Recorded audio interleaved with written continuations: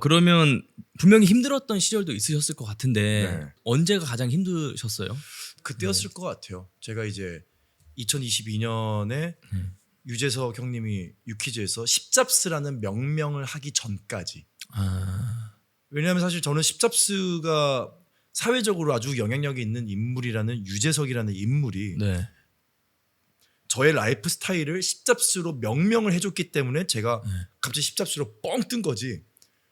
만약에 그런 사건이 없었더라면 저는 지금도 약간 산만한 사람의 이미지가 있었을 것 같아요. 딱 정의를 그렇죠. 새로운 정의가 된 거예요. 새로운 정의를 내려준 거죠. 그 전까지는 십잡스라는 단어를 대체할 수 있는 게 이제 멀티테이너였어요. 그러다 보니까 박재민이 그러면 성공한 배우냐, 네. 아주 유명한 배우냐, 아주 유명한 예능인이냐, 아주 유명한 어떤 방송계 어떤 작품이 있냐, 이러진 않다 보니까 제가 이제 귀결이 잘 안 되다가 십잡스 엔터테인먼트적인 게 아니더라도 네. 여러 영역에서 이게 다 귀결이 된 거예요.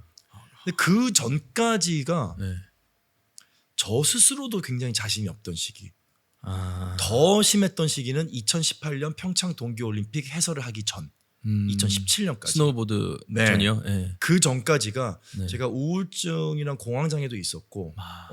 그다음에 소속사 그 당시에 있었던 소속사가 조금 이제 소위 말하는 장난을 네. 치면서 네. 이제 방송에서 뭐 다 하차도 하고 아. 서로 이제 소송도 걸고 맞소송도 막 걸고 막 이런 걸 엄청 힘든 하면서 시절이 있으셨구나. 예. 네. 그러니까 야 지금 매듭도 하나도 제대로 못 묶었는데 일은 벌려놨고 네. 아 이게 안 되는 건가 보다 이런 라이프 스타일은 안 되는 건가 보다.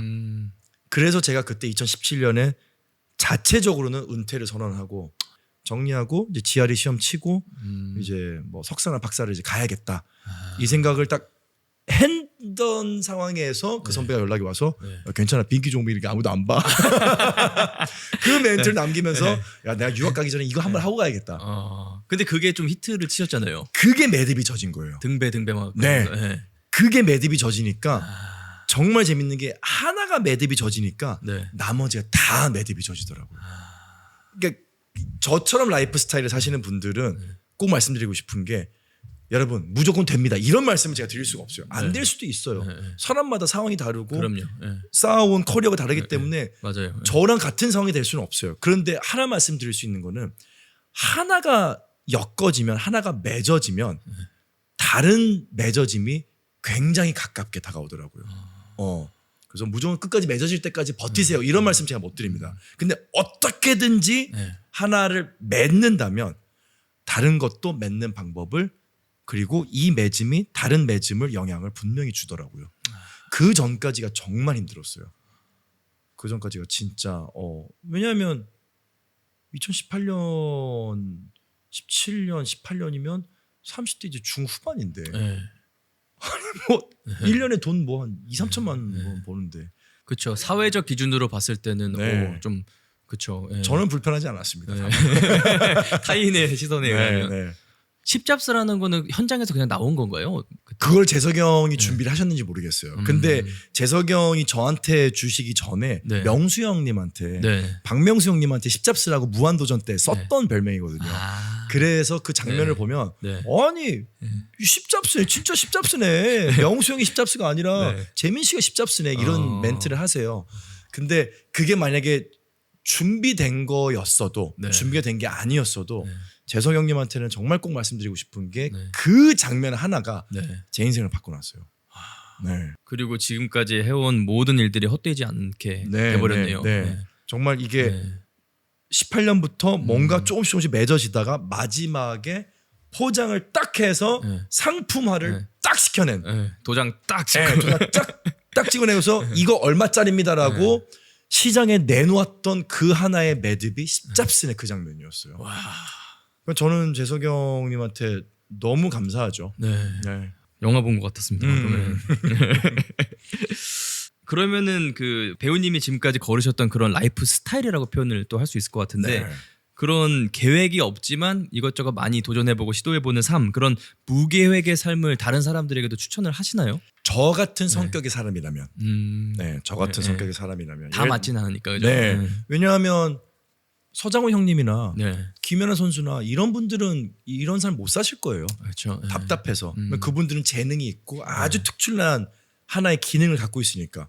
근데 분명히 세상 80억, 90억의 인구가 다 똑같지는 않을 거란 말이죠. 그럼요. 분명히 저 네. 같은 사람들도 있을 거고. 맞아요. 그렇다면 이 영상을 보시면서 나도 박재민이랑 비슷한 성격 혹은 비슷한 수준의 어떤 관심사나 재능을 가지고 있는 것 같은데 라는 분들에게는 이 사회가 꼭 한 우물만 파. 너 나이 정도면 이렇게 해야 돼. 이 정도 성과는 내야지 라고 보편타당하게 내놓는 기준에 꼭 자신을 맞추지 말라고는 얘기를 하고 싶어요. 왜냐하면 그것은 그럼 이 사회가 잘못됐냐? 저는 또 그렇진 않아요.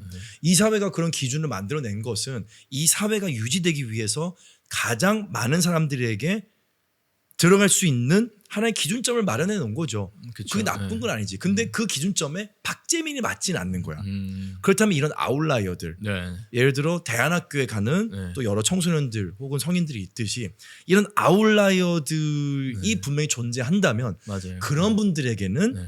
좀 천천히 음. 무계획으로 가도 분명히 방법은 있다. 음. 분명히 방법은 있다라는 점을 말씀을 드리고 싶은 거예요. 얼마 전에 이제 그런 재밌는 테스트가 있더라고요. 그 여행 가실 때 네. 짐을 언제 싸세요? 짐을요. 이 테스트 되게 요즘 화제였어요. 저는 바로 전날 싸는 것 같아요. 전날 밤에. 전날 밤에. 네. 저는 출발 한 2시간 전쯤에 싸고. 아, 그래요? 네. 저는 그냥 뭐 계획이 없습니다. 근데 가는데 뭐가 없어. 네. 현지 조달합니다. 크게 마음의 상처를 입지 않아요. 그냥 야 이거 안 가져왔네? 사지 뭐. 저는 이제 그런 스타일이라 네. 저는 완전 대문자 피거든요. 완전 피기 네. 때문에 격하게 공감해 주시는 우리 PD님. 네, 피세요? 저는 대문자 제입니다. 진짜 제가 안 맞습니다. 이런 분들이 PD를 잘하세요. 네, 저도 이제 어머니 유튜브 편집 좀 해드리거든요. 아, 네. 막 합니다. 계획이 없으니까 편집만 안 하고요. 원본 올리고 막 그래요. 어머니께서 오늘 영상이 왜 이러니? 근데 저 같은 경우는 이제 대문자 피라 이런 라이프 스타일도 분명히 있다라는 거를 이번 팟캐스트를 통해서 좀 알리고 싶은 거죠. 네. 저도 비슷한 것 같아요. 저도 핍니다. 네. 네네네. 좋네요. 네. 이제 그게 좀 더 세지잖아요. 네. 그럼 전날 밤에서 출발 2시간 전까지 옵니다. 여권만 챙기면 됐지 이러면서. 맞아요. 유튜브에 박재민을 치면은 제일 많이 나오는 영상이 하나 있거든요. 코피. 이게 좀 진실이 있어요. 이 진실을 잘 이제 모르실 텐데 네. 제가 이제 KBS 아침 방송 해볼 만한 아침이라는 이제 방송 한 2년 가까이 했었는데 그때 제가 생방송 중에 이제 코피가 주르륵 납니다. 이제 한 번 나고 맞고 멈췄다가 또 나요. 이제 두 번이 나는데 이제 뭐 해외 뉴스까지 방송된 걸 이제 팬이 찍어갖고 보내줬더라고.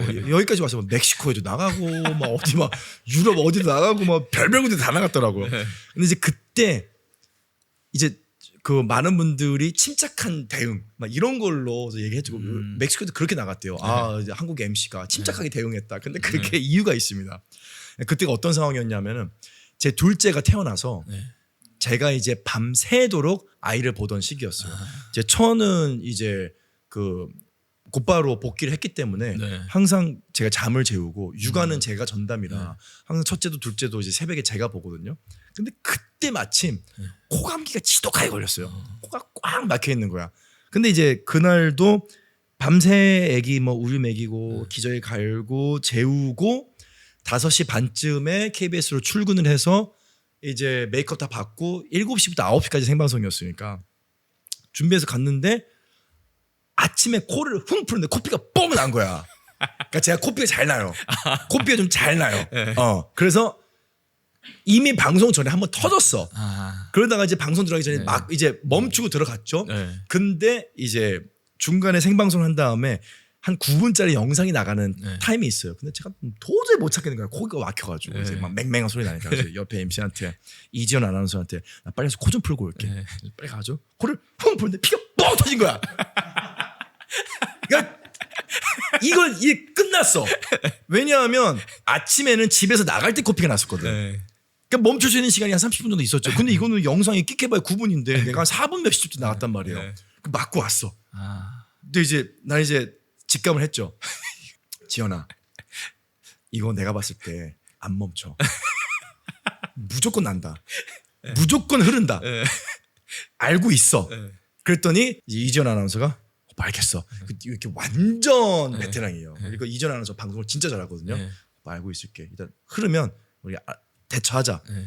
그래서 카운트 들어와요. 자, 영상 10초 남았습니다. 5, 4, 뽁!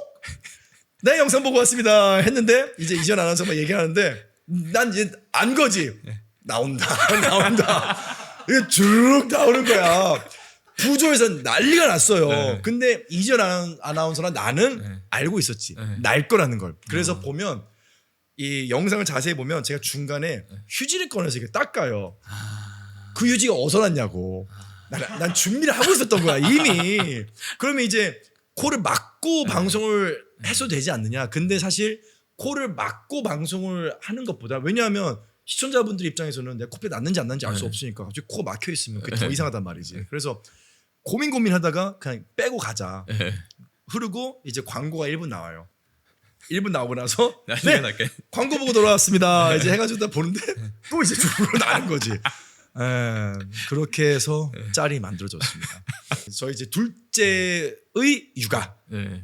첫째의 코감기, 이게 이제 버무려져서 이제 새벽 방송과 함께 버무려져서 이 비하인드 스토리를 대부분 모르는 것 같더라고요, 사람들이. 모르죠. 네. 그래서 제가 네. 보면 정말 엄청 침착해요. 마치 나올 걸 알고 있었다는 것처럼.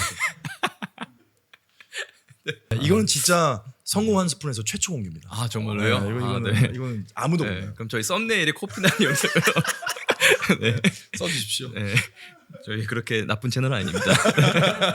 그러면 이어서 몇 가지 더 질문을 드려보겠습니다. 자녀가 생기고 나서 저도 이제 아이를 키우는 아빠의 입장으로서 네. 이제 질문을 드리면 뭐 가장 달라진 게 혹시 어떤 거가 있을까요? 야, 영화 같은 거 보면 네. 그 알약 먹으면 Limitless, 네. 네. Limitless라는 영화 있잖아요. 네. 이게 딱 먹으면 네. 흑백에서 갑자기 컬러가 확 오잖아요. 맞아요. 그 영화의 그런 이펙트처럼 와, 인생이 이렇게 달라질 수 있구나. 아이가 나오기 전의 삶이 기억이 잘 안 나요. 기억도 안 나고 네. 그때 제가 그렇게 원했던 네. 어떤 물건들, 원했던 어떤 나의 모습, 네. 그런 것들이 정말 극단적으로 얘기하면 네. 너무 하찮게 느껴져요. 야, 그때 뭐 그 정도를 그렇게 원했을까? 네. 고작 그 정도를. 네. 농구를 그렇게 왜 가고 싶어 했을까? 고작 농구 정도를. 이런 생각이 드는 거예요. 좋은 차를 왜 이렇게 사고 싶어 했을까? 고작 차인데. 지금의 박재민한테는 그런 것들이 다 무의미해졌어요. 엄청난 변화네요. 그 네. 자체가. 그냥 진짜 네. 지금도 꽃이 날려요. 네. 제 눈에는. 아이들을 생각을 하면 자녀분이 두 명이죠? 두 명입니다. 아, 네. 6살, 3살 딸. 그러면은 어떻게 보면 그냥 가치관 자체가 완전히 바뀐 네. 거네요. 네. 저도 이렇게 달라질 네. 거라고 상상도 감히 하지 못했고 지금도 사실 놀랍지만 네. 분명히 제가 제 스스로 이렇게 만든 부분도 있어요. 그러니까 처하고 약속했던 것은 네. 아이는 낳기만 해라. 네. 낳는 건 당신이, 키우는 건 내가. 육아는 내가 전담을 하겠다. 약속을 했었고 네. 그 약속을 지켜야 된다고 지금도 이제 생각을 하고 있고. 네. 그런데 이 아이는 우리의 선택 때문에 왔잖아요. 맞아요. 사실 철저히 부모의 선택입니다. 부모의 선택 때문에 온 이 아이들을 내가 낳아놓고 키우기 힘들다고, 네. 혹은 내 말 안 듣는다고, 혹은 내가 피곤하다고 혼내고 화내고 네. 아유 너 같은 거, 혹은 육아에 전념하지 않고 네.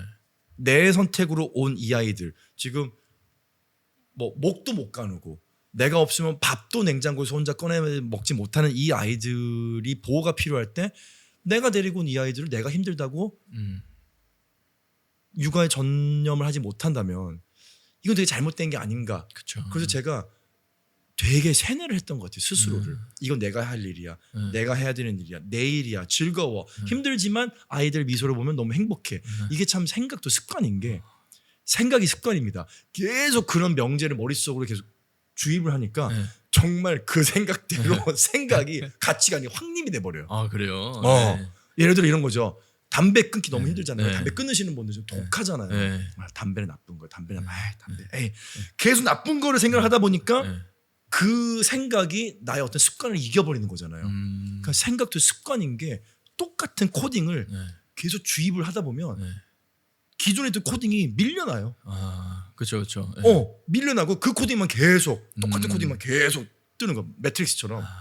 맞아요. 그땐 제가 느낀 게 저도 분명히 네. 아이를 처음 만났을 때 네. 어색하고 아빠의 아. 역할이 너무 이상하고 생경하고 네. 생소하고 음. 이 아이가 진짜 내 아이라고는 하는데 네.